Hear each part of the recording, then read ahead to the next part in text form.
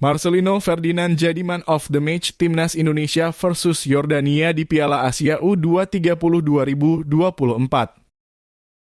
Shin Tae-yong angkat bicara soal perpanjangan kontrak di Timnas Indonesia. Mohon subscribe channel ini dulu agar tidak ketinggalan berita Timnas Indonesia dari kami. Marcelino Ferdinand jadi man of the match Timnas Indonesia versus Yordania di Piala Asia U2030 2024. Kepastian itu didapat usai Marcelino mencatatkan brace alias 2 gol dalam laga terakhir grup A Piala Asia U2030 2024 itu. Berkat kontribusi Marcelino Ferdinand, Timnas Indonesia U23 sukses meraih kemenangan besar atas Yordania U23 dengan skor 4-1. Laga itu digelar di Yordania di Abdullah bin Nasser bin Khalifa Stadium, Minggu 21 April 2024 malam waktu Indonesia Barat.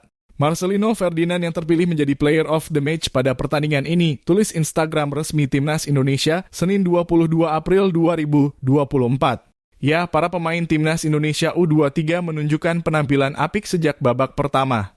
Terbukti mereka bisa langsung memimpin 2 gol melalui Marcelino Ferdinand di menit ke-23, tendangan penalti dan Witan Sulaman di menit 40. Di babak kedua, Garuda Muda julukan Timnas Indonesia U23 kembali memperlebar jarak melalui Marcelino Ferdinand di menit ke-70 dan Komang Teguh di menit 86. Sementara itu, Yordania U23 hanya mampu memperkecil ketertinggalan lewat gol bunuh diri Justin Hubner di menit ke-79. Selepas pertandingan, Marcelino Ferdinand berterima kasih dukungan dan doa yang diberikan kepada Timnas Indonesia U23. Ia juga memastikan Timnas Indonesia U23 akan memberikan yang terbaik di babak perempat final Piala Asia U2030 2024. Terima kasih atas dukungannya. Indonesia telah mendoakan kita, ucap Marcelino Ferdinand. Kita lolos ke perempat final. Tetap dukung kita, tetap doakan kita, dan kita akan melakukan yang terbaik di perempat final. Terima kasih lanjutnya. Kemenangan atas Yordania memang membuat Timnas Indonesia U23 mengamankan satu tempat di babak perempat final Piala Asia U2030 2024. Sebab tim besutan Shin Tae-yong itu menempati posisi kedua pada klasemen akhir grup A dengan 6 poin dari 3 laga yang dijalani. Dengan keberhasilan menembus babak perempat final Piala Asia U23 2024, Timnas Indonesia U23 pun mencetak sejarah. Sebab Timnas Indonesia U23 yang berstatus tim debutan sukses menembus babak 8 besar untuk pertama kalinya.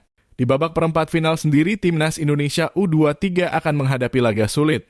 Sebab Rizky Ridho dan kawan-kawan akan menghadapi antara Jepang atau Korea Selatan yang sedang memperebutkan posisi juara grup B usai sama-sama mengumpulkan 6 poin dari 2 laga yang baru dimainkan.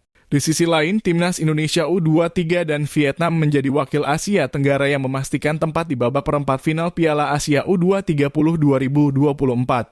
Sedangkan Thailand, mereka masih harus menjalani satu laga terakhir grup C untuk bisa lolos ke babak 8 besar. Lalu, Malaysia sudah dipastikan terhenti di fase grup Piala Asia U2030 2023. Harimau Muda Malaya tampil mengecewakan di 2 laga usai menelan kekalahan 0-2 dari Uzbekistan dan 0-2 dari Vietnam. Shin Tae-yong angkat bicara soal perpanjangan kontrak untuk melatih Timnas Indonesia.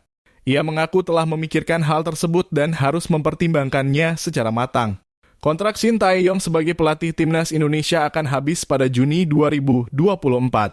PSSI pun sudah melakukan pertemuan dengan Shin Tae-yong untuk membahas perpanjangan kontrak. Dalam pertemuan tersebut, PSSI memberi 2 syarat kepada Shin Tae-yong untuk bisa mendapat perpanjangan kontrak. Ia pun berhasil mencapai target pertama, yakni membawa Timnas Indonesia menembus babak 16 besar Piala Asia 2023.